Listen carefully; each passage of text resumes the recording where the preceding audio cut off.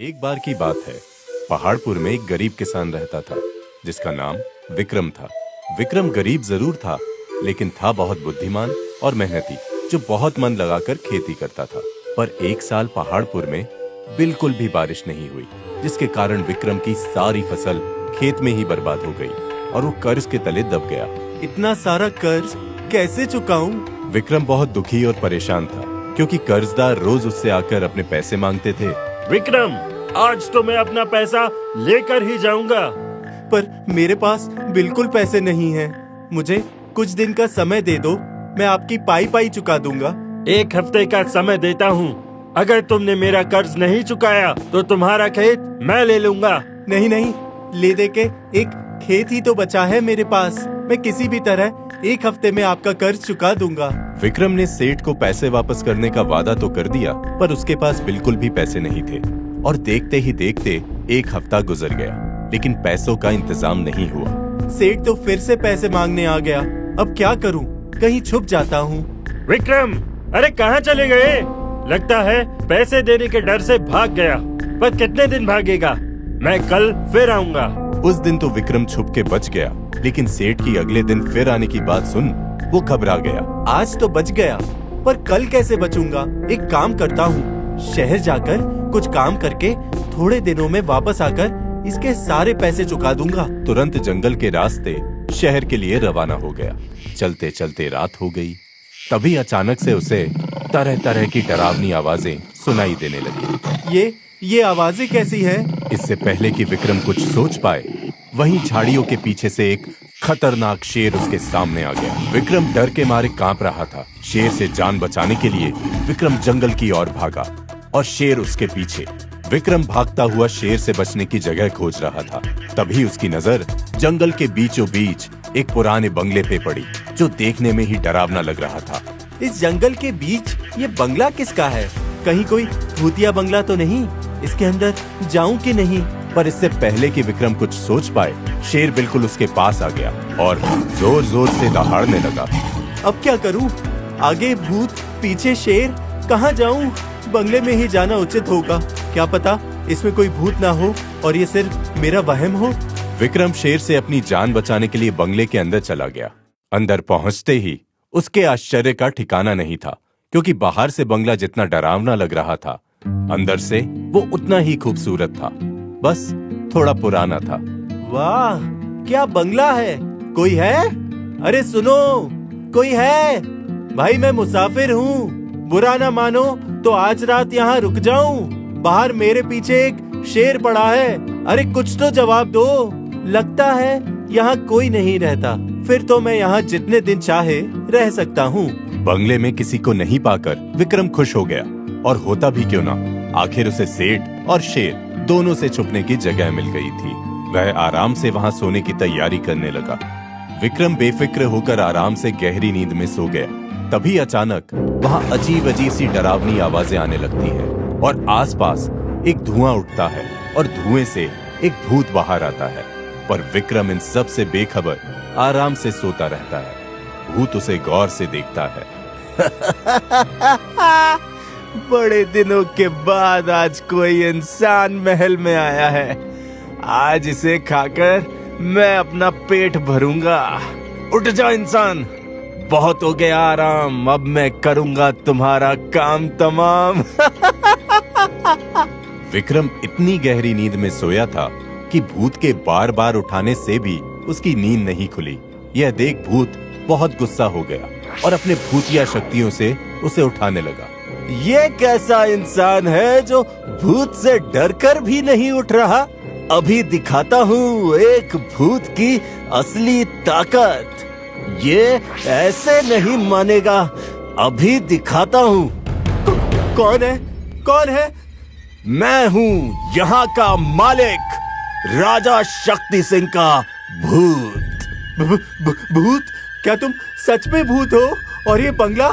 हाँ, मैं सच में भूत हूँ और ये बंगला एक भूतिया बंगला है, जिससे आज तक कोई इंसान जिंदा बाहर नहीं जा सका। और अब तुम्हारी बारी है।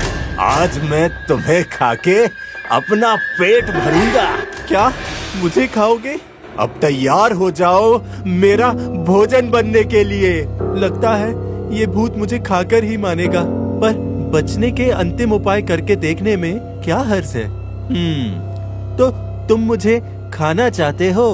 हाँ, वैसे अभी मेरे मरने का समय आया तो नहीं है, पर फिर भी तुम मुझे खुशी खुशी खाओ। मैं भी यही चाहता हूँ, इसलिए तो यहाँ आया हूँ। मतलब मुझे एक ऋषि का वरदान है कि मैं मर के भूतों का राजा बनूंगा, और वैसे भी इस इंसान की जिंदगी से अब मैं तंग आ गया हूँ। मुझे भूतों का राजा बनना है। भूतों का राजा? हाँ, और भूतों का राजा बनकर मैं तुम्हें मेरी नींद तोड़ने की ऐसी कठोर सजा दूंगा कि फिर किसी की नींद तोड़ने लायक नहीं रहोगे। आखिर विक्रम की चाल काम कर गई और भूत उसकी बातों से डर गया। नहीं, ऐसा मत करना। तुम जो कहोगे मैं वो करूंगा। ठीक है, पहले ये बताओ कि इतने बड़े महल में कोई खजाना है कि नहीं? हाँ, मेरे महल का सारा खजाना मैंने भूत बनने के बाद भी संभाल कर रखा है। ठीक है, सारा खजाना लेकर मेरे साथ चलो। अगर तुमने मेरी सेवा अच्छे से की और मैं खुश हुआ, तो भूतों का राजा बनने के बाद मैं तुम्हें अपना मंत्री बना दूंगा। जैसी आज्ञा महाराज। भूत विक्रम की बात मान बंगले का सारा खजाना लेकर उसके साथ उसके घर चला गया। खजाना मिलने के बाद विक्रम ने सबसे पहले सेठ का कर्जा चुकाया और खुशी खुशी अपनी जिंदगी सुखी होकर बिताने लगा। अब उसके पास पैसे की कोई कमी नहीं थी और भूत की वजह से कोई उसे परेशान भी नहीं करता था। इस तरह विक्रम ने अपनी बुद्धि का इस्तेमाल करके भूत से भी बच गया और अपनी सारी समस्याएं भी हल कर ली, क्योंकि अब वो गरीब नहीं, अमीर हो चुका था। बात बहुत पुरानी है। सुंदर नगर एक बहुत ही खूबसूरत शहर हुआ करता था और काफी प्रसिद्ध भी था, पर अपनी सुंदरता के लिए नहीं, बल्कि एक भूतिया ट्रेन की वजह से। कहते हैं कि सुंदर नगर के स्टेशन में हर शनिवार को रात 12 बजे एक भूतिया ट्रेन आती थी, जिससे डरकर लोग ट्रेन आने के समय पर जहां जगह मिले वहीं छुप जाते थे, चाहे वो यात्री हो, रेल कर्मचारी या फिर प्लेटफॉर्म के दुकानदार, क्योंकि सबने ये सुन रखा था कि आज तक जो भी उस ट्रेन में चढ़ा वो लौटकर वापस नहीं आया। भागो, सब लोग छुप जाओ, 12 बजने वाले हैं, भूतिया ट्रेन आने का समय हो गया है, जल्दी करो।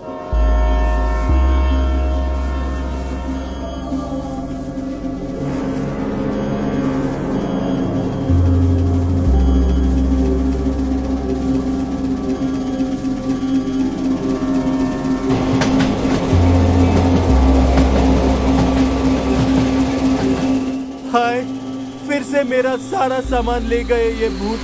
सामान गया पर जान तो बच गई। अच्छा हुआ उन्होंने तुम्हें नहीं देखा, वरना सामान के साथ साथ तुम भी गायब हो जाते। शुक्र है ट्रेन चली गई और सब लोग सुरक्षित हैं। पता नहीं इस भूतिया ट्रेन से हमें कब छुटकारा मिलेगा। इस तरह ये सिलसिला चलता रहा। भूतिया ट्रेन स्टेशन में आती और भूत स्टेशन का सारा सामान उठाकर ले जाते, पर भूतों के डर से किसी की ये हिम्मत नहीं होती थी कि उनके पीछे जाए या ट्रेन में चढ़े। फिर एक दिन स्टेशन में एक यात्री आया।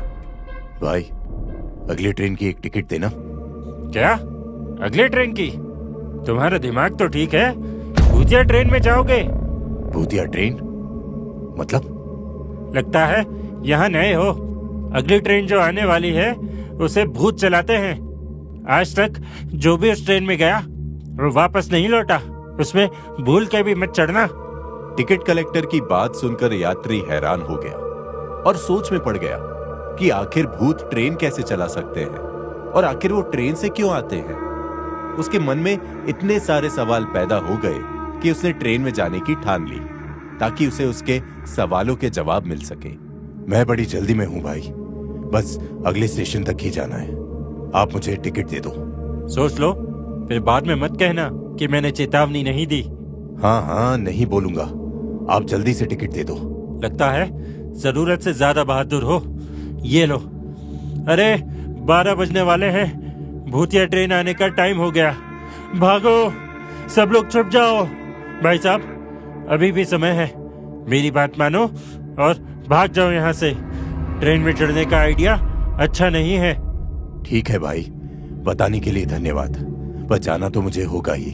तुम अपना ध्यान रखना। सब लोग भूतिया ट्रेन के डर से इधर उधर छुप गए, सिवाय उस बहादुर यात्री के। वह अकेला ही प्लेटफॉर्म में छुपकर ट्रेन का इंतजार करने लगा। जरा मैं भी तो देखूं कि भूत होते कैसे हैं।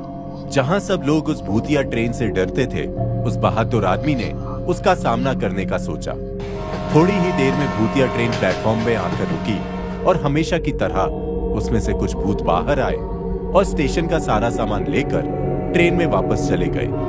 और जैसे ही ट्रेन प्लेटफॉर्म से खुली, बहादुर यात्री दौड़कर ट्रेन में चढ़ गया और ट्रेन के अंदर जाते ही उसने वहां भूतों को बैठा पाया।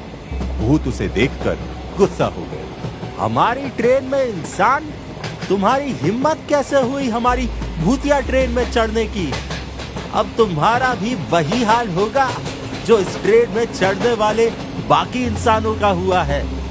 तुम कभी यहाँ से वापस नहीं जा पाओगे। सारे भूत मिलकर उस यात्री को डराने लगे, पर यात्री सिर्फ बहादुर ही नहीं बल्कि चालाक भी था। उसने भूतों से बचने की एक तरकीब सोची। तुम लोग मुझे धमकी दे रहे हो? लगता है तुम्हें पता नहीं है कि मैं कौन हूँ और कहाँ से आया हूँ। मतलब कौन हो तुम? मैं भी एक भूत हूँ, भूतनगर से आया हूँ इस भूतिया ट्रेन पे कब्जा करने। कब्जा करने? भूतनगर? हाँ, अब मैं और मेरे साथी इस ट्रेन में सफर करेंगे। तुम लोगों ने बहुत दिन इस ट्रेन के मजे ले लिए, अब हमारी बारी है। क्या तुम और भूत? और तुम्हारे साथी कहाँ हैं? कहीं दिखाई तो नहीं दे रहे? क्या दिखाई नहीं दे रहे?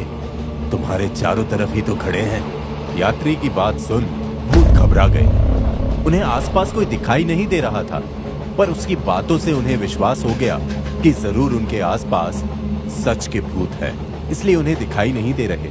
लगता है सच में भूत आ गए। अब हम क्या करें? अब तुम कुछ नहीं करोगे, जो करेंगे मेरे भूत साथी करेंगे। साथियों, आगे बढ़ो और गायब कर दो इन्हें। जैसे ही यात्री ने ऐसा कहा, सारे भूत घबरा गए और फिर जो हुआ वो किसी ने नहीं सोचा था। असल में वो सारे भूत के भेष में इंसान थे जो भूत बनने का नाटक कर रहे थे। नहीं नहीं, हमें माफ कर दो। हम कोई भूत वूत नहीं है। हम तो बस चोरी करने के लिए भूत बनने का नाटक करते थे। हाँ, हमें छोड़ दो। छोड़ कैसे दूं? तुम लोगों ने असली भूतों को बदनाम किया है। अब इसकी सजा जरूर मिलेगी, ताकि दोबारा ऐसा काम कभी नहीं करो। हम वादा करते हैं फिर ऐसा कभी नहीं करेंगे। हमें जाने दो, माफ कर दो। ठीक है, इस बार माफ कर देता हूँ, पर फिर कभी ऐसा किया तो गायब कर दिए जाओगे, वो भी हमेशा के लिए। नहीं नहीं, हम वादा करते हैं दोबारा कभी इधर दिखाई नहीं देंगे। भागो! और इस तरह असली भूतों के डर से नकली भूत भाग गए हमेशा के लिए। और उस यात्री ने अपनी बहादुरी और चालाकी से सबकी समस्या दूर कर दी, क्योंकि अब भूतिया ट्रेन का असली राज खुल चुका था। आपका बहुत बहुत धन्यवाद। हम इस ट्रेन की वजह से काफी दिनों से परेशान थे।